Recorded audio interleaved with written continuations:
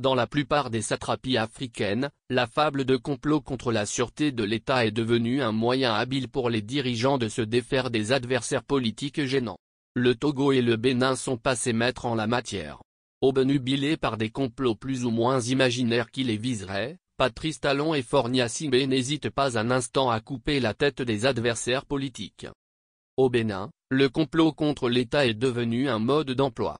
Sous son règne, on se rappelle, le prédécesseur de Patrice Talon, Thomas Boni Yahui avait basculé dans un état paranoïaque. L'ancien président béninois n'avait qu'une idée en tête, lutter contre ses ennemis intérieurs parmi lesquels l'homme d'affaires Patrice Talon qui, ironie de l'histoire, lui succédera au trône. Accusé d'avoir orchestré une tentative d'empoisonnement et de renversement du régime de Boni Yahui, Patrice Talon a dû se réfugier en France. La justice française avait ouvert une information judiciaire pour tentative d'assassinat et association de malfaiteurs contre Talon et son ami Olivier Boko. Alors que plusieurs suspects avaient été arrêtés et envoyés au Niouf dans le cadre de cette affaire, la demande d'extradition de Patrice Talon avait essuyé un refus de la Cour d'appel de Paris. Finalement, cette affaire qui avait longtemps empoisonné la vie politique béninoise, a connu un dénouement heureux sous la médiation de l'ancien président sénégalais Abdou Diouf. Boni Yahui avait alors accordé son pardon à Talon qui avait pu regagner Cotonou et se présenter à la présidentielle de 2016 qu'il avait remportée. Une fois au pouvoir, Patrice Talon, à son tour, glisse inexorablement. Accaparé par les intrigues de palais, plusieurs de ses adversaires politiques en ont fait les frais. C'est le cas notamment de Rekia Madougou, figure de l'opposition et candidate déclarée à l'élection présidentielle d'avril 2020, arrêtée et incarcérée un mois plus tôt, pour association de malfaiteurs et financement du terrorisme. Elle a été condamnée à 20 ans de réclusion criminelle. Une centaine de personnes, blogueurs, militants, manifestants, hommes politiques, avaient été également arrêtés dans la foulée de l'élection présidentielle, parmi lesquels le professeur Joël Aivo, ancien doyen de la faculté de droit de l'université d'Abomey-Calavi. Si la plupart de ces détenus d'opinion ont été élargis, Rekia Madougou et Joël Aivo, eux, sont maintenus dans les liens de la détention. À eux viennent de s'ajouter le fidèle compagnon de Patrice Talon, Olivier Boko, l'ancien ministre des Sports, Osvaldo Meki et le commandant de la garde républicaine, le colonel Dieudonné Tévoé-Djeret. Ils ont été mis aux arrêts dans la nuit du 23 au 24 septembre 2024 et accusés d'atteinte à la sûreté de l'État. D'après le procureur de la Cour de répression des infractions économiques et du terrorisme, criait, Elone Mario Metonou, il apparaît que le commandant de la garde républicaine ayant en charge la sécurité du chef de l'État a été entrepris par le ministre Osvaldo Meki pour son compte et celui de M. Olivier Boko à l'effet d'opérer par la force un coup d'État dans la journée du 27 septembre 2024.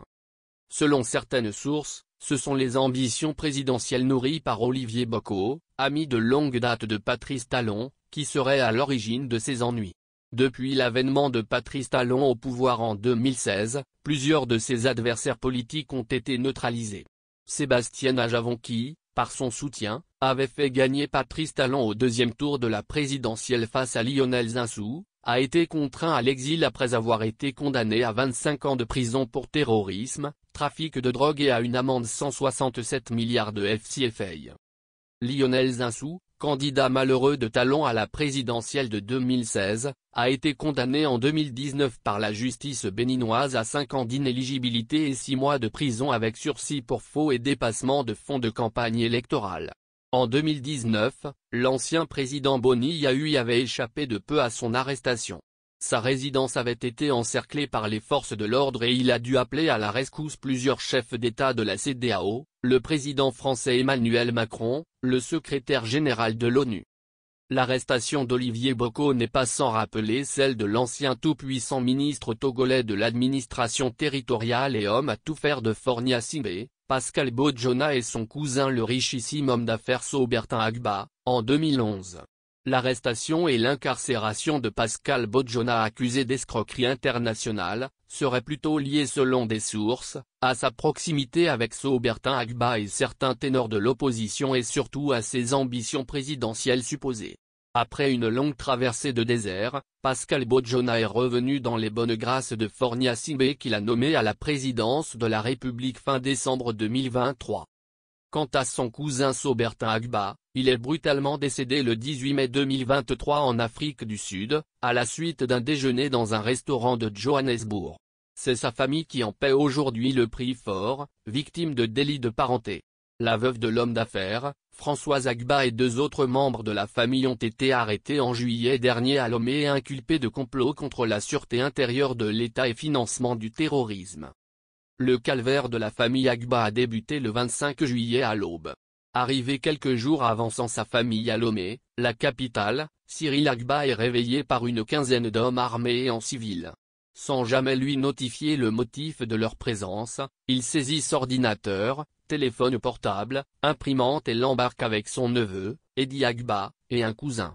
Au même moment, à quelques kilomètres de là, sa belle-sœur, Françoise Agba ainsi que le gardien de son domicile subissent le même sort, a rapporté le journal Le Monde.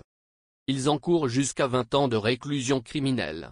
C'était la même peine qui avait été collée, en 2009, au demi-frère du chef de l'État, Kpatshania Singbe accusé avec certains de ses compagnons d'infortune, dans une sombre affaire de tentative d'atteinte à la sûreté de l'État. Bien que gravement malade, Kpatshania Singbe est maintenu en prison depuis 15 ans.